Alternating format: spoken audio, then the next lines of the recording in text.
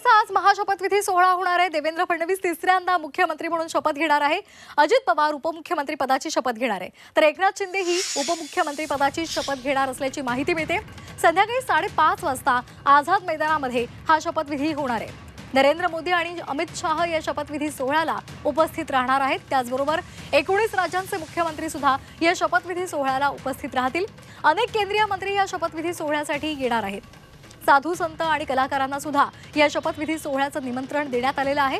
लाडक्या बहिणींना शपथविधी सोहळ्याचं निमंत्रण देण्यात आलेलं आहे। यावर एक नजर टाकूयात ग्राफिकच्या माध्यमातून कोण कोण नेमके या शपथविधी सोहळ्यासाठी उपस्थित राहणार आहेत। उद्धव ठाकरे, शरद पवार यांच्यासह सर्व मोठ्या नेत्यांना प्रशासकीय निमंत्रण देण्यात आलंय। सर्व माजी मुख्यमंत्र्यांना निमंत्रण देण्यात आलंय। केंद्रातील भाजपच्या प्रमुख पदाधिकाऱ्यांना सुद्धा निमंत्रण मिळालंय। मराठी कलाकारांना सुद्धा निमंत्रित करण्यात आलंय। मुंबई आणि महाराष्ट्रातील प्रमुख पदांवरील व्यक्तींना सुद्धा निमंत्रित करण्यात आलंय। मुकेश अंबानी यांच्यासह सर्वात मोठे उद्योगपती त्यांना सुद्धा या सोहळ्याचं निमंत्रण देण्यात आलंय। तसंच सर्व क्षेत्रातील प्रतिष्ठित व्यक्तींना या सोहळ्याचं निमंत्रण देण्यात आलेलं आहे।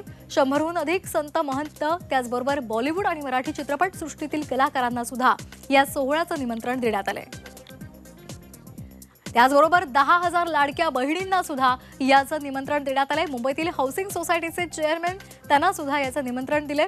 अजय अतुल आणि कैलाश खेर यांचे सांस्कृतिक कार्यक्रम या ठिकाणी होणार आहेत। शेतकरी आणि इतर सहकारी संस्था त्यांना सुद्धा निमंत्रण देण्यात आलंय।